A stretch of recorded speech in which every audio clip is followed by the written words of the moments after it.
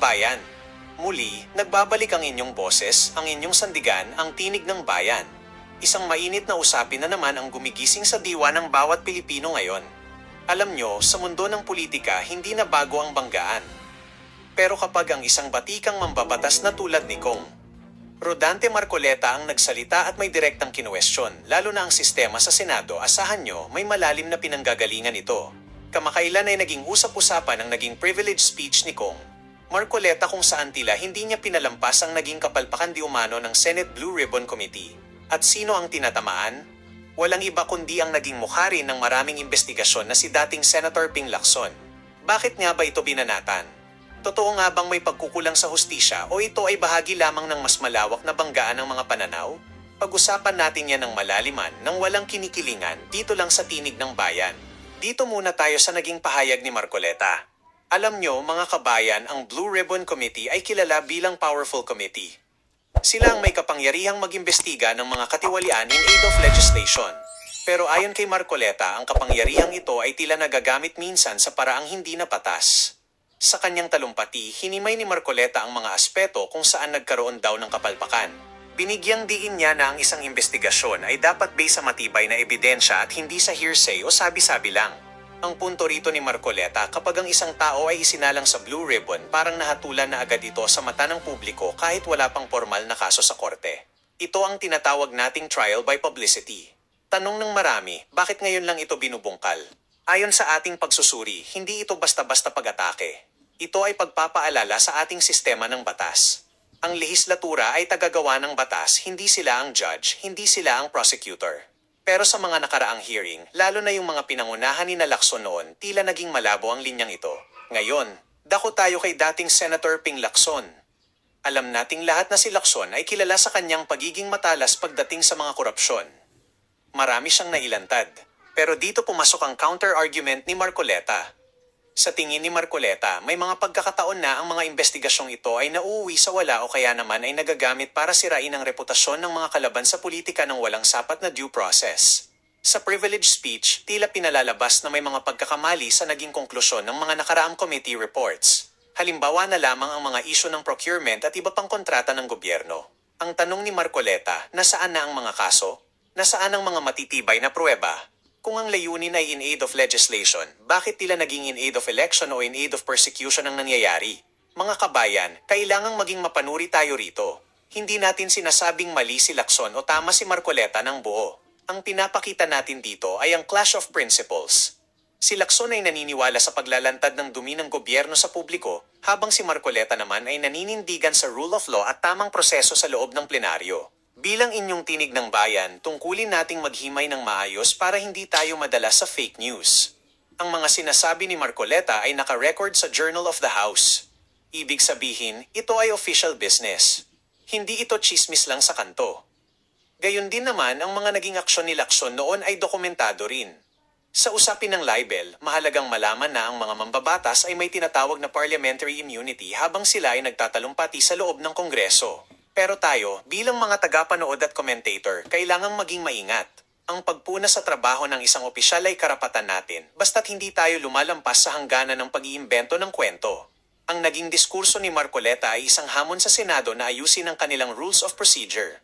Ang kapalpakan na binabanggit ay hindi lang tungkol sa isang tao, kundi tungkol sa isang institusyon na kung minsan ay nakakalimot na sa hangganan ng kanilang kapangyarihan.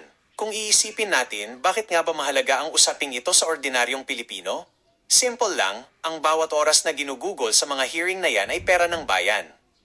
Sweldo ng mga senador, sweldo ng mga staff, kuryente at oras na dapat ay ginagamit sa paggawa ng batas na magpapababa ng presyo ng bilihin. Kung ang bawat investigasyon ay mapapatunayang palpak o walang basehan sa huli, tayo ang taumbayan ang talo. Ito ang gustong iparating ng tinig ng bayan. Suportado natin ang paghuli sa mga kurakot pero dapat ay sa tamang paraan. Hindi pwedeng shotgun method na lahat ay babarilin tapos titingnan kung sino ang tunay na may sala. Sa pagtatapos ng usaping ito, nananatili ang hamon. Kailan tayo magkakaroon ng investigasyon na tunay na magdadala ng hustisya at hindi lang ingay sa social media? Ang pagbanat ni Marcoleta kay Lacson ay isang paalala na sa gobyerno, may check and balance. Walang sangay ang pwedeng maghari-harian ng walang pumupuna. Si Ping Lacson ay may kanyang legacy at si Rodante Marcoleta ay may kanyang paninindigan.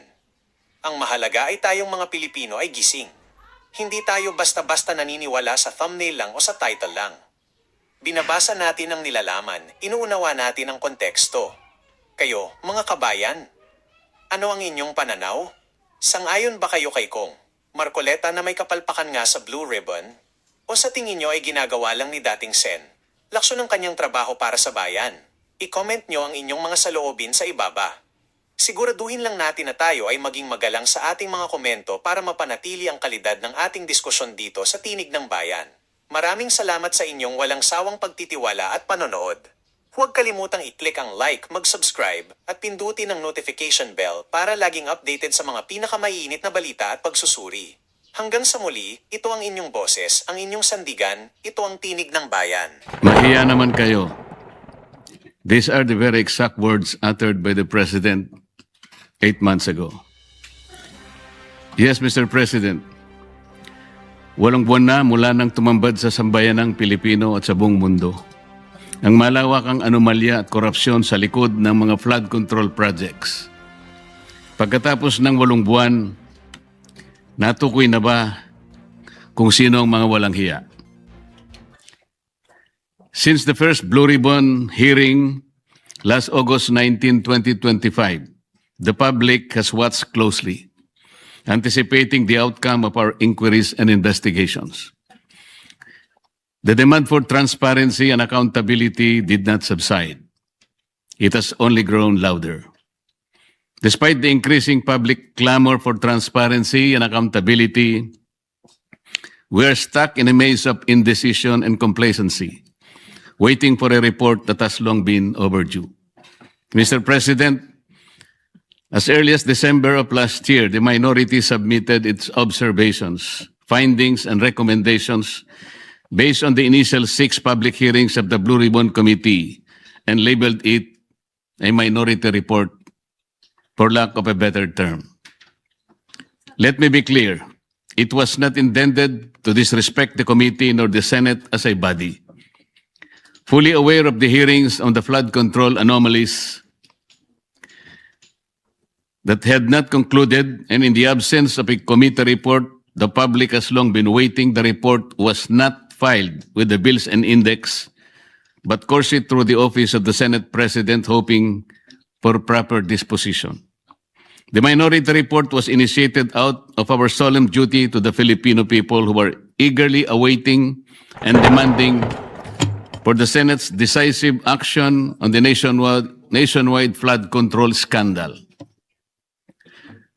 Our intention was clear from the outset: to uncover the truth, hold people accountable, and propose legislative measures that will finally dismantle the deeply entrenched corruption that characterize our infrastructure projects. Ladies and gentlemen of this chamber, the people have waited long enough. It has been 7 months since the first Blue Ribbon hearing. For far too long, the public have been agitated, disgusted, and tormented by the thought that more than 1 trillion pesos have been openly looted from the National Treasury. Yet to this day, no one has been held accountable except for the small fry. In several instances and interviews, the chairman of the Blue Ribbon Committee has said that a partial committee report is to be released. Last November 24, 2025, the chair stated in an interview, and I quote, "Magsasubmit kami ng partial committee report based on info so far gathered during the previous hearing." Natapos ang Disyembre 2025, walang report. Then on January 14, 2026, during the kapihan sa Senado, another statement was made that the report was still being drafted by his staff, even chiding them for being inept. Are we supposed to depend solely on the capacity and perhaps the willingness of our staff to produce a report that the Filipino people have been waiting for? A report that is not merely a formality but a duty we owe to the public we serve.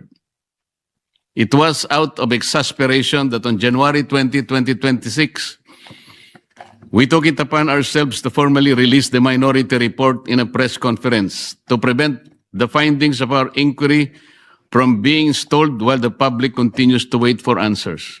Yet again, on January 26, 2026, the chairman once again said that BRC's partial committee report was almost finished. Mr. President, the minority report was not done half-heartedly, nor was it done out of disregard for this institution. It was done because the Filipino people have been waiting for this chamber to tell them what has been found. The submission of a minority report therefore served a simple yet necessary and urgent purpose: to let our people know that something has been done, at least from our side. Sadly, after the minority's press conference, said report was vilified without even the courtesy of reading it. The BRC chairman was even blunt when he said that the place for the minority report is the trash bin. Sa basurahan, a submission anchored in the same hearings, 3 of which he actually presided, the same resource persons, and the same affidavits. Masasabi ba niyang pangbasura lang din ang lahat ng iyon? Kung itatapon sa basurahan ng ulat na ito, hindi ba't para na rin nating itinapon ang lahat ng ebidensya kasama na ang 2 privilege speeches niya na ginamit sa minority report? With due respect, the Senate was never meant to be a place where inconvenient findings are thrown into the trash bin just because they challenge the preferred narrative. The minority report exposes how ghost and defective blood control projects stem from systemic corruption embedded in the country's infrastructure planning, budgeting, and implementation processes. It unraveled a corrupt monitoring and quality control system that gave way to a normalized system of kickbacks, rigged bidding, and budget insertions involving lawmakers, DPWH officials, and favored contractors, even as it recommended comprehensive reforms through proposed measures to address the issues across all stages of project implementation. Finally, the minority report raised serious concerns about veering away from the initial course of investigation, from pursuing major perpetrators to selective summoning of witnesses, intimidation or discrediting of whistleblowers, and the failure to summon key political figures. This shift will undermine public trust and weaken the truth-seeking function of the Blue Ribbon Committee. As we have witnessed, after the testimony of ex-Marine Sergeant Orly Gutesa, there has been a month-long halt in the investigation, giving the persons mentioned by him, John Paul Estrada and Mark Tiksay, to flee the country to parts unknown. The resignation of BRC chairman that followed already changed the narrative.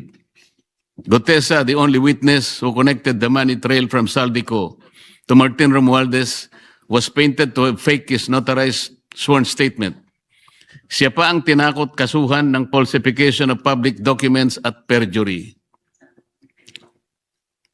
To rectify this, Mr. President, I just filed a disbarment complaint against Attorney Espera and administrative complaint against Executive Judge Season of Manila RTC.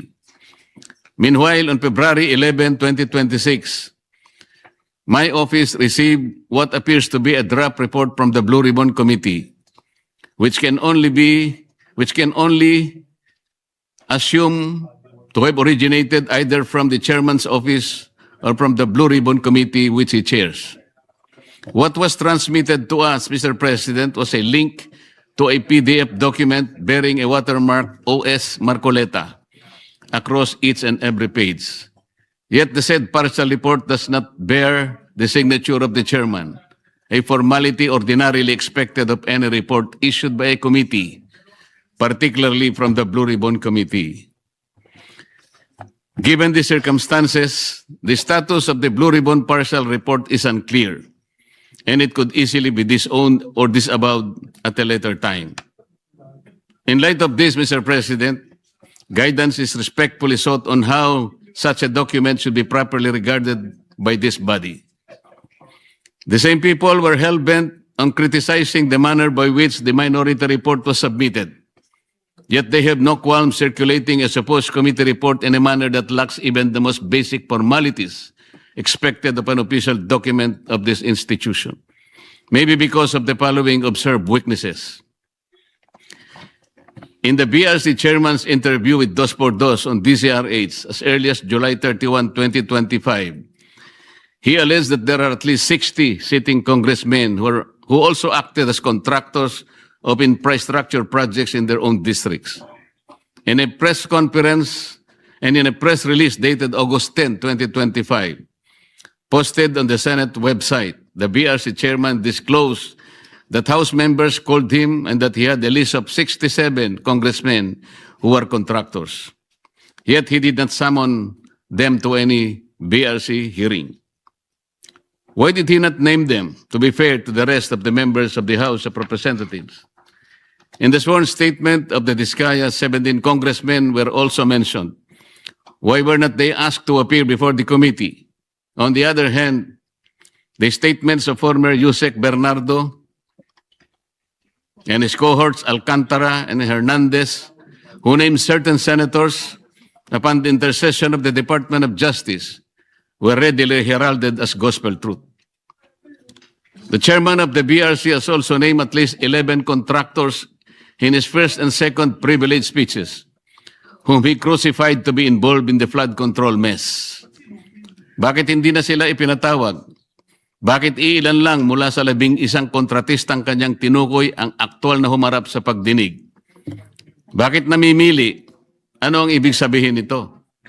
Remarkably, on November 14, 2025, the BRC chairman invited former Speaker Martin Romualdez to testify in its 7th hearing.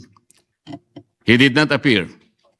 Then on January 22, 2026, as quoted by various media outlets, the chairman said that former Speaker Martin will be invited again. If he wants to attend, he is welcome. But he cannot be forced to come due to interparliamentary courtesy.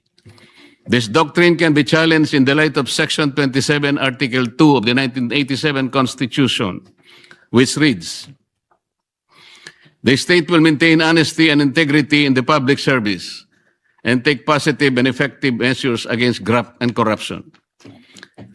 This doctrine, Mr. President, which is not even part of our rules, is not absolute and should not prevail over a clear and categorical mandate of the Constitution. The members of Congress have no immunity from investigation, subpoena, or public scrutiny. If anything, those who occupy the highest offices in the government must be the first to answer, not the last to be asked. And on January 11, 2026, in a radio interview over DZBB, the BRC chairman said that there is no solid evidence linking former Speaker Martin Romualdez to the flood control controversy. This is deeply troubling not only for what was asserted, but for what was prematurely concluded because the records of the hearings clearly reveal otherwise. First, Gutesa, who appeared and categorically linked him to the controversy. Second, Saldico, in his several video feeds, identified him and others as the principal actor of this most despicable scandal. Third, at least 2 out of the 17 congressmen in Diskaya's list reportedly referred to Martin Romualdez. Sa mga unang pagdinig ng Blue Ribbon Committee sa ilalim ng pamumuno ng kasalukuyang chairperson, iminungkahi ko po, Ginoong Pangulo, na anyayahan din si dating Governor Luis Chavez Singson na nagpahayag din ng kahandaan at kagustuhan na dumalo upang tumistigo sa mga flood control projects sa Ilocos. Wala rin pong nangyari, Ginoong Pangulo. We are now seeing a clear pattern in this mambo-jumbo that whenever a witness points to former Speaker Romualdez as being linked to the controversy, the credibility of that witness is quickly placed in question. In an ambush interview at the Senate on November 14, 2025, by various media outlets, the BRC chairman clarified that a remote sworn testimony will be allowed only if Saldico appears before Philippine Embassy or Consulate, and a request for a Zoom meeting under oath will be valid. First, Saldico fears for his life and therefore he cannot go to any Philippine embassy. Kung si Gutesa nga ay bigla na lang naglaho na parang bula. Sa halip na suportahan at pakinggan ang mga naglalantad ng katotohanan, sila'y pinababayaan at nailalagay pa sa panganib. Second, the statement is incorrect because under the Apostille Convention, which the Supreme Court already implemented under OCA Circular number 210-2023, Saldico can take his oath before any commissioned notary in Portugal or elsewhere in Europe. He doesn't have to do it before a Philippine consular office. All he has to do is for his sworn statement to be apostilled in that foreign country, and it will have the effect of a statement sworn before a Philippine consulate. In the 8th hearing on January 19, 2026, the VRC chairman stated, let me emphasize the point, or one point. We always go wherever or where the evidence leads us. We do not target any particular person, nor do we have the intention to cover up for anybody. If that is truly the guiding principle of this investigation, Mr. President, then several matters should have been highlighted and pursued with equal vigor. For instance, on November 18, 2025, he made a revelation during the plenary debates of the 2026 budget on general principles in the presence of DBCC officials. Sinabi niya na base sa usapan nila ni Yusek Bernardo, meron siyang may mga taong nagne-name drop sa Pangulo, tulad ni na Yusek Adrian Bersamin at Yusek Traigib Olaybar, na nagutos kay Saldico na ipasok sa BICAM yung insertions ng 100 billion. Panoorin po natin ang video, Mr. President.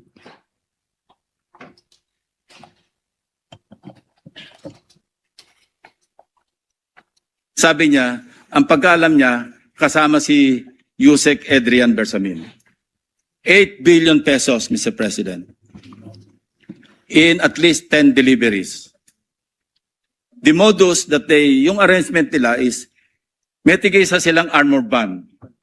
May armor van si Yusek Olaybar, may armor van siya, magpapark sa basement ng Diamond Hotel, darating yung van driven by Olaybar, and possibly, sabi niya, hindi siya sigurado, and possibly along with Adrian Bersamin. Bakante yung armor van, ipapark, idadrab yung isang van na puno ng pera.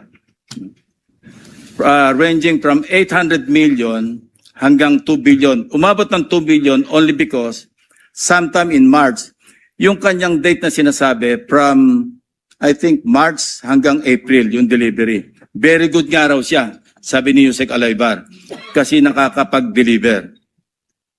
Ang biggest kasi naipon, because March 11,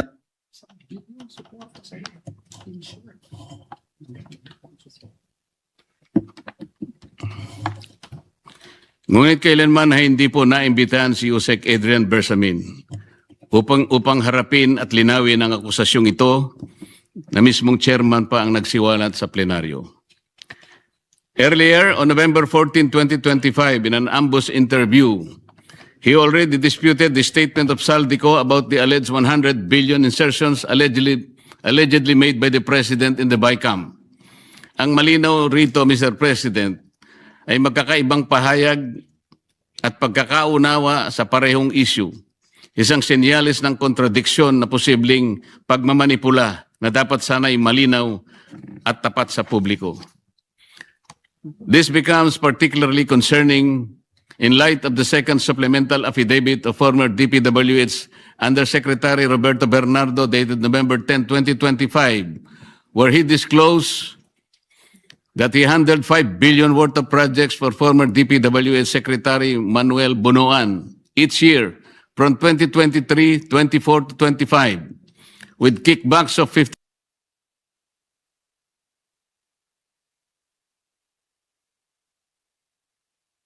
15% therefrom.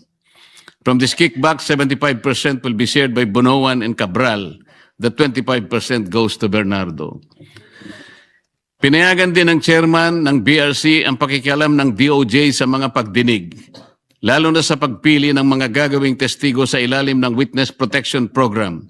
Ito ay sa pamamagitan ng sapilitang pagre-require ng restitution na hindi naman hinihingi ng batas. Hindi rin po binigyan ng pansin ang mga naging kaganapan sa number 30 Tamarind Street, South Forbes, na binigyang diin ni Saldico sa isa sa marami niyang video revelations. Sinabi ni Saldico na nag-deliver siya ng 1 billion sa lugar na yon, 200 million noong December 2, 2025, at 800 million noong December 5, 2025. Ayon po kay Saldico, ang paghahatid ng 200 million ay ginamitan ng isang Grandia Elite. Yun namang 800 million ay ginamitan ng dalawang Grandia Elite. Ang mga ito ay tinanggap di umano ni Yusek Jojo Cadiz sakay ng kanyang Toyota Fortuner kasama ang kanyang driver. Ang mga perang ito ay inihatid daw sa bahay ng Pangulo sa Naray Street gamit ang mga nabanggit na mga sasakyan. Ang dami pong dapat inimbitahan upang linawin at maimbestigahan ang bagay na ito.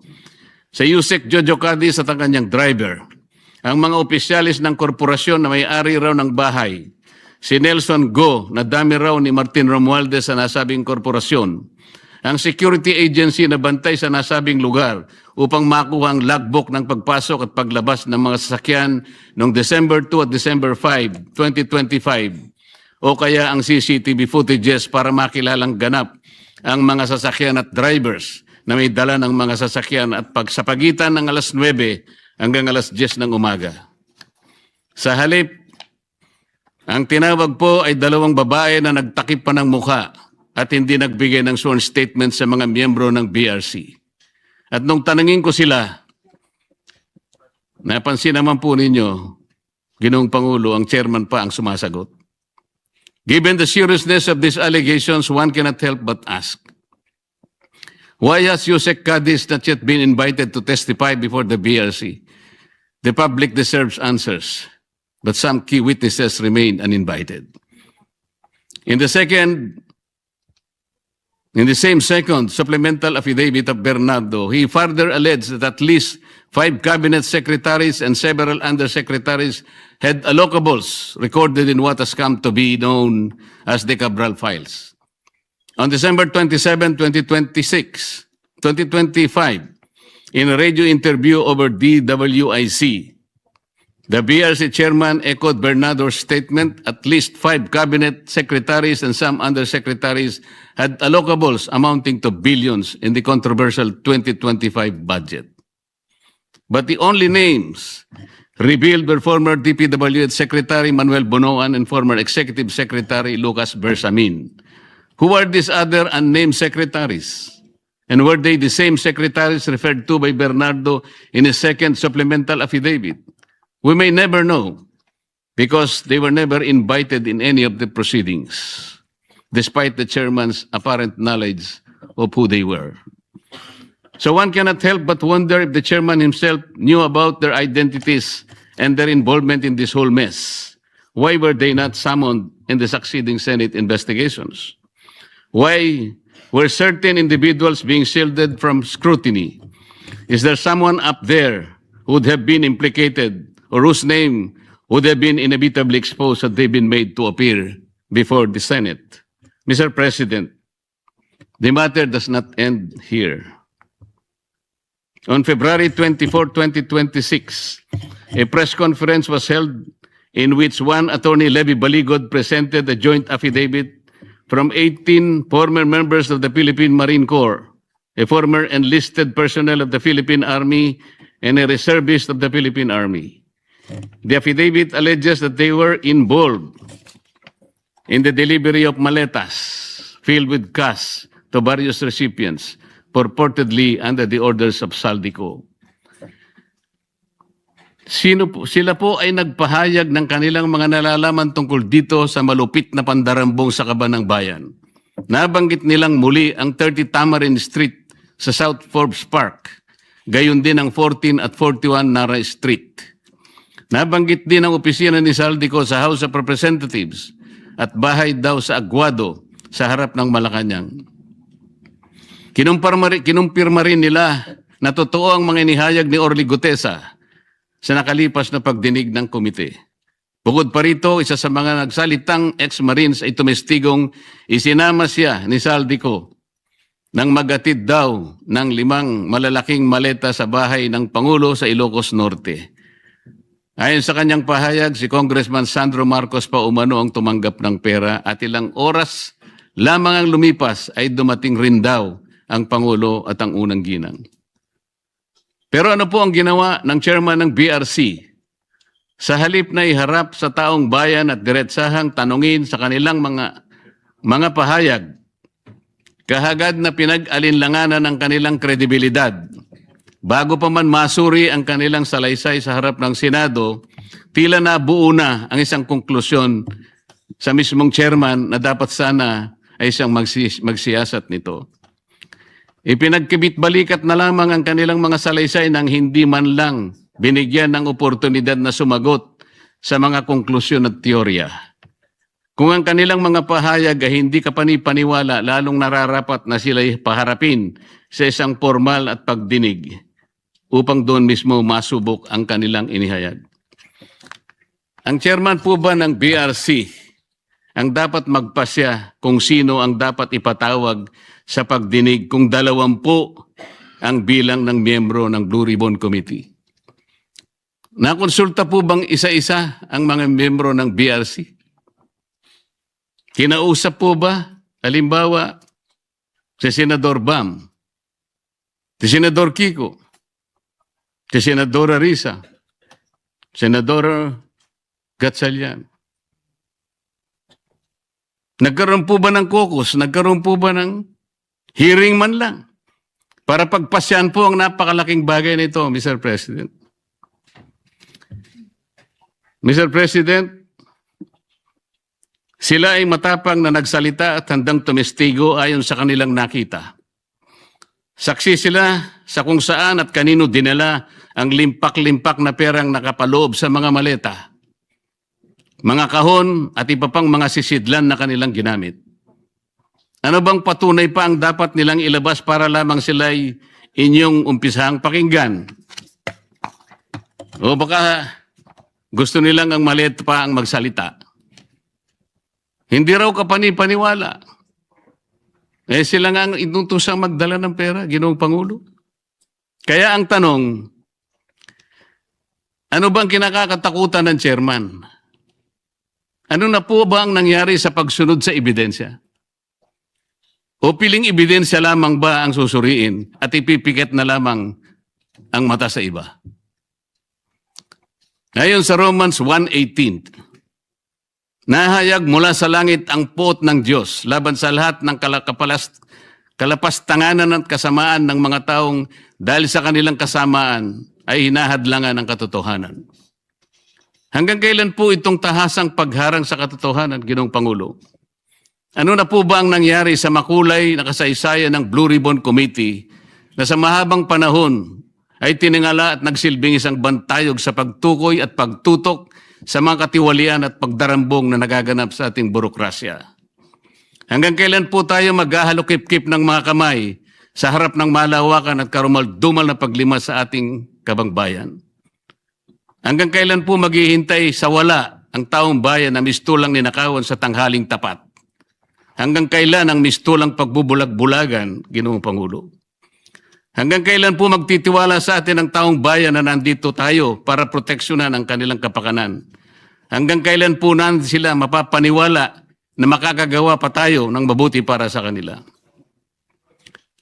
Hanggang kailan po kaya ang pagmamaang-maangan, Ginoong Pangulo? Naghanap po ng kasagutan ang mga mamamayan. Hindi po bukas, hindi po sa makalawa. Ngayon na po, Ginoong Pangulo. Kasihan nawa ng Diyos ang ating bansa. Maraming salamat po, Ginoong Pangulo. At dyan nagtatapos ang usapan natin ngayon. Kung may gusto kang idagdag o reaksyon, i-comment mo lang sa baba. Boses mo'y mahalaga. Huwag kalimutang i-like, share, at subscribe para sama-sama nating palakasin ang tinig ng bayan. Hanggang sa susunod, tandaan,